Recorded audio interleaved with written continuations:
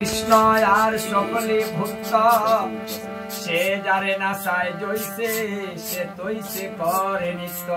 তাই গৌর হরি বল। যস্মিন তুষ্টি জগৎ তুষ্ট প্রীতিতে প্রীতিতং জগৎ। ভগবান তুষ্টে সমস্ত বিশ্ব তুষ্ট হয়ে থাকে। তাই ভগবানের তুষ্টির নিমিত্তে আমাদের কর্ম করিতে হয়। যে কর্মের দ্বারাতে তিনি তুষ্ট হয়, মানে তিনি যদি তুষ্ট হয় তাহলে সবাই যদি রুষ্ট হয় তাহলে তার কোনো ক্ষতি সে করতে পারে না। এই জন্য কলিজীবের জন্য সহজ কথা হচ্ছে ভগবানের তুষ্টির বিধানের কর্ম করা, যে কর্মের দ্বারাতে ভগবান তুষ্টি লাভ করেন। তাহলে কোন কর্মের দ্বারাতে ভগবান সন্তুষ্ট হন? ভগবান সন্তুষ্ট হন যদি কেউ বৈষ্ণব সেবা দেয় তাহলে ভগবান সন্তুষ্ট হন। কারণ সনাতন গোস্বামীকে মহাপ্রভু বলেছিলেন,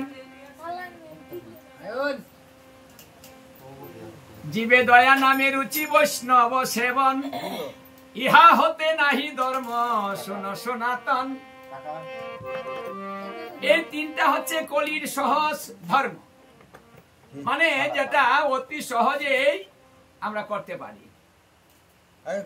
জীবে দয়া নামে রুচি বৈষ্ণব সেবন। তাহলে এই তিনটা কাজ কিন্তু আমাদের কঠিন নয়, একেবারে সহজ। জীবকে দয়া করতে হবে, জীবকে মারা যাবে না। এখন আমরা তো দয়া করি না, মারাটাই বেশি হচ্ছে। তাহলে জীব হত্যা করা যাবে না, জীবকে মারা যাবে না, দয়া করে ছেড়ে দিতে হবে। এক ধর্ম। দ্বিতীয়টা হচ্ছে নামে রুচি। কলিজীবের ধর্ম হয় নাম সংকীর্তনে, চারি যুগে চারি ধর্ম জীবেরই কারণ। এতএব কলিতে নাহি তপযজ্ঞ, যে জনে ভজে কৃষ্ণ তার মহাভাগ্য। হরি হরি বল। তাই গৌর হরি বল। তাহলে কলিতে যে নাম করে, নামে রুচি করে, তার প্রতি ভগবান তুষ্ট হয়। কারণ যেই নাম সেই নাম। ভজন ইষ্ঠা করি নামের সহিতে আছে আপনি শ্রীহরি। মানে নাম বললেই নামীকে পাওয়া যায়, অন্য কিছুর প্রয়োজন নেই। নামের দ্বারাতেই নামীকে ধরা যায়। কলিজীবের জন্য দয়া পরবশ হয়ে গোলক বৃন্দাবনে পরিত্যাগ করে ভূলোকে আসলেন, নাম রূপ ধারণ করে। নাম রূপে কলিকালে কৃষ্ণ অবতার, সর্বযজ্ঞ হইতে কৃষ্ণ নাম যজ্ঞ সার। মানে তিনি নাম রূপে কলিকালে অবতার গ্রহণ করলেন। এই জন্য সমস্ত যজ্ঞের ঊর্ধ্বে হচ্ছে নাম যজ্ঞ সার, এটা সার বস্তু। কারণ নাম হচ্ছেন স্বয়ং অনাদি আদি গোবিন্দ পরম কারণের যিনি কারণ, মানে যিনি সমস্ত কিছুরই কারণ, তিনি হচ্ছেন নাম। এই জন্য নামের মধ্যে আর নামের মধ্যে কোনো পার্থক্য নেই, একাকার। এই জন্য সব সময় যদি কেউ হরি নাম করে, মোবাইলটা বন্ধ কর, কেউ যদি সবসময় হরি নাম করে তাহলে সেই ব্যক্তির কাছে ভগবান সব সময় বাস করে। হরি বল। তাই যেখানে হরি বল, যেখানে হরে কৃষ্ণ কৃষ্ণ কৃষ্ণ হরে হরে, হরে রাম রাম রাম হরে হরে, এই কথা উচ্চারণ করে সঙ্গে সঙ্গে ভগবান তার কাছে চলে আসে। মানে দূরে থাকতে পারেন না। এই কলিজীবের সহজে ভগবান প্রাপ্তির জন্য একটা সহজ পদ্ধতি দিলেন। ভগবানকে ভজন করে খুঁজে পাওয়া সম্ভব নয়, কারণ কলিকালের ভজনটা হয় না। কলিজীবের মন ভালো না, তাই ভজন ভালো না। কারণ মনের উপরে ভজন নির্ভর করে। মন ভালো না থাকলে কর্মটা কি করে ভালো হয়? আমাদের মনটা তো সদা সর্বদা উচ্ছিন্ন হয়ে থাকে, হ্যাঁ, বিষাদে ভরা থাকে, বেশিরভাগ সময় মন খারাপ থাকে। ভালো তো বেশি থাকেই না, তাই না?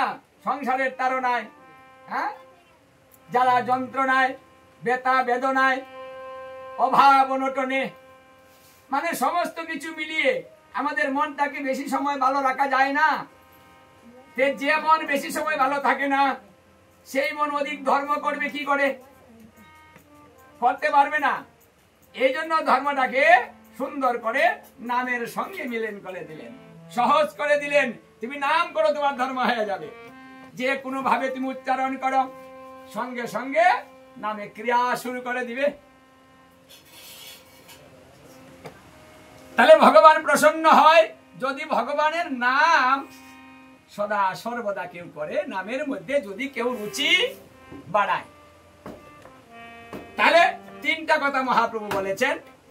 প্রথম জীবে দয়া, ওটা তো বুঝেছেন, দয়াটা তো বুঝেছেন। কাউকে আঘাত দেওয়া যাবে না, কষ্ট দেওয়া যাবে না, হ্যাঁ, ছেড়ে দিতে হবে। ছাড়বেন তো না? আপনারা ছাড়বেন? দয়া করবেন? ছাড়বেন না? না না, ছাড়লে বাঁচবো। হরে কৃষ্ণ। তাহলে দয়া, প্রথম হচ্ছে দয়া, তারপরে হচ্ছে রুচি। আগে দয়া করবেন, তারপরে নামে রুচি করবেন। আর তৃতীয় যে কথাটা বলা হয়েছে, বৈষ্ণব সেবন ইহা হতে নাহি ধর্ম শুনো সনাতন। সনাতন গোস্বামী রে মহাপ্রভু এই তিনটা কথা বলে বললেন, এই তিনটা কর্ম যে করে তারই কলি ধর্ম। তাই গৌর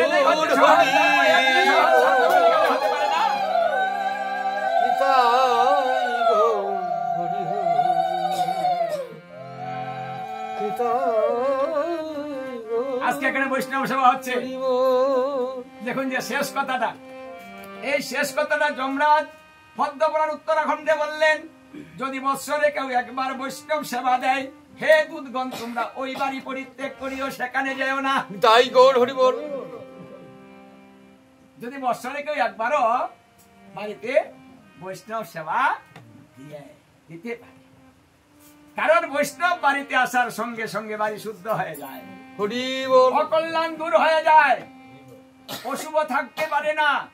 যদি সেই বাড়িতে কোনো ব্রহ্মদত্ত বাসা করে থাকে, তাহলে সেই ব্রহ্মদত্ত পর্যন্ত বৈষ্ণব দর্শনে বাড়ি পরিত্যাগ। হরি বল। এই জন্য প্রতি বৎসর অশুভ শক্তি কিন্তু আমাদের কলিকালে বেশি, সেগুলো বাড়ি ভরে যায়। বৈষ্ণব যখন আসে তখন দূরে চলে যায়। এই জন্য প্রতি বৎসর যিনি দেয় তার বাড়িটা শুদ্ধাতি শুদ্ধ হয়, কারণ বাড়িতে বৈষ্ণব পদার্পণ করার সঙ্গে সঙ্গে বাড়ি শুদ্ধ হয়ে যায়। আর বৈষ্ণব এসে কি করে গো? যারা সাধুগুরু বৈষ্ণবরা এসে ভগবানের সেবা পূজা করে, নাম কীর্তন করে, গীতা ভাগবত অধ্যয়ন করে, ভোগরাগ করে, মহাপ্রসাদ বিতরণ করে, না অন্য কিছু করে এসে। কারণ যেটা দরকার আমাদের, কারণ বৈষ্ণব নিমন্ত্রণ করলে ভগবানের নিমন্ত্রণ হয়ে যায়। কারণ বৈষ্ণবের হৃদয়ে সদাই গোবিন্দ বিশ্রাম। যে হৃদয়ের মধ্যে গোবিন্দ বিশ্রাম করে, সেই হৃদয় যেখানে যায় আমার গোবিন্দ সেখানে যায়। কারণ বাসস্থান তো এখানে, অন্য জায়গায় নেই। না হং তিষ্ঠামি বৈকুণ্ঠে যোগিনাং হৃদয়ে নচম মদ ভক্ত যত্র গায়ন্তি তত্ত্ব তিষ্ঠামি নারদ। থাকি কোথায় আমি জানো? আমার ভক্তগণ যেখানে সমাগত হয়, আমার গুণগান কীর্তন করেন, আমি সেই জায়গায় অবস্থান করি। আমার ভক্ত যেখানে অবস্থান করে, আমিও সেখানে অবস্থান করি। ভক্ত আমার মাতা পিতা, ভক্ত আমার গুরু। এই ভক্তে নাম রেখেছে বাঞ্ছা কল্পতরু। ভক্ত দিলে খাই, না দিলে নাই। ভক্ত না দিলে ভগবান কিছু নিতে পারে না। এই জন্য বৈষ্ণব সেবা যদি হয়, তাহলে সেখানে ভগবানের সেবা হয়। এই যে ভক্ত সেবা দেয়। আর প্রসাদ হচ্ছে কৃপা। সেই প্রসাদ যখন সকলেই পায়, ভগবানের কৃপাও সকলেই পেয়ে যায়। হরি হরি বল। সহজ একটা ভজন, সুন্দর ভজন, কষ্ট করলেন না, আরামে ভগবানের কৃপাটা নিয়ে গেলেন। এই জন্য বৈষ্ণব সেবা দিতে হয় বৎসরে একবার। আর বাড়িতে গীতা ভাগবত বৎসরে একবার অধ্যয়ন করাতে হবে শুদ্ধ ভক্তের দ্বারাতে। তাহলে সেই গৃহে যমদূত প্রবেশ করতে পারবে না। এটা বড়ও করতে পারেন, ছোটও করতে পারেন, এমন তো নয় যে না অনেক না হলে তো বৈষ্ণব সেবা হয় না। বৈষ্ণব সেবা একজনকে দিয়ে হয়, সামর্থ্য অনুযায়ী বৈষ্ণব সেবা দিতে পারবেন। সুন্দর বিধান, আয়োজন কম করে বৈষ্ণব সেবা দেন, কিন্তু পথে গৃহে গৃহে প্রতি বৎসর একবার করে দিবেন। অভ্যাস করুন সহজ ধর্ম, যেটা আপনি বহু বছর তপস্যা করে করতে পারবেন না, সেই কাজটা আপনি অতি সহজে করে নিতে পারছেন। এই জন্য ভগবান প্রীত হয় যদি এই কাজগুলা কেউ করে। আর কিসে প্রীত হয়? যদি একাদশী ব্রত করেন তাহলেও প্রীত হয়। ব্রহ্মাণ্ড পুরাণে যুধিষ্ঠির সংবাদে শ্রীকৃষ্ণ যুধিষ্ঠির মহারাজকে বলেছিলেন, হে যুধিষ্ঠির মহারাজ, কৃষ্ণপক্ষ